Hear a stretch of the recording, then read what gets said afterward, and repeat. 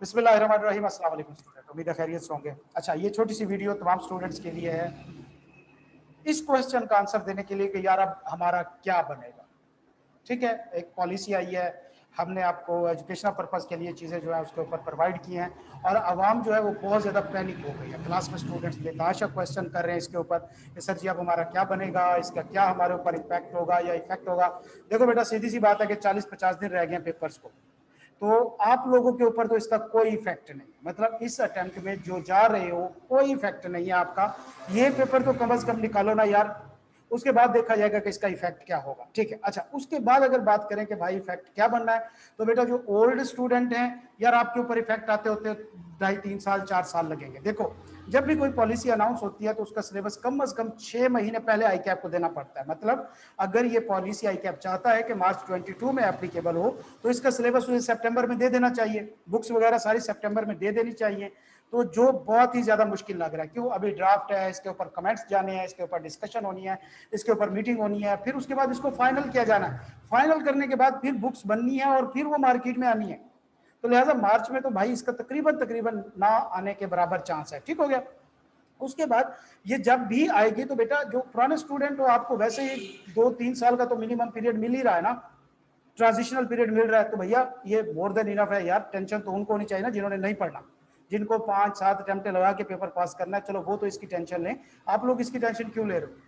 तो ये भाई सिंपल, आप अपने फ्लो में चलो, अपनी तैयारी में चलो, अपनी प्रैक्टिस में चलो। 5-50 दिन सारे रह गए हैं पुत्र, इसमें अब इस टेंशन में ना पड़ो कि जी नई पॉलिसी आ गई तो क्यामत आ गई। ये कोई पहली पॉलिसी नहीं है, 2013 में भी आई थी, उससे पहले भी 3-4 पॉलिसीज चेंज हुई हैं और ये आगे भी चेंज होती रहेंगी। तो लिहाजा इस चीज की फिक्र में ना पड़े कि यार हमारा क्या बनेगा। आपका कुछ भी नहीं होना पुत्र, आप चुप करके अपनी रूटीन की स्टडी करो। 3 साल का पीरियड, 4 साल का period is more than enough है। आप इंटर कर जाओगे तब तक तो इंशाल्लाह सीफैप में पहुंच जाओगे। और हाँ, जो नए स्टूडेंट आएंगे उन पे क्या इफेक्ट होगा बेटा, नए स्टूडेंट वालों के लिए मैटर ही नहीं करता। ओल्ड में उनके लिए कौन से जो वो क्या कहते हैं आई कैप तितर बटेर बांट रहा है, जो नई में होंगे, जो नई में खत्म कर रहा है। तो भाई ओल्ड वालों के लिए तो चलो भाई सुना चले, सोचें कि वो बच्चे जिनको 4-4 5-5 अटेम्प्ट लग रही हैं एक एक पेपर में, वो परेशान हों।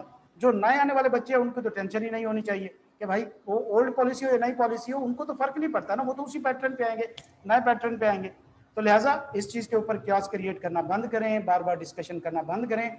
अपना फिलहाल जो टाइम है वो अपनी स्टडी के ऊपर फोकस करें। 50 दिन रह गए पुत्र, पेपर निकाल लोगे, ये ज्यादा फायदा है बनिस्बत इसके कि फिर इसी चक्कर में रहो और नई पॉलिसी आपके ऊपर आ जाए।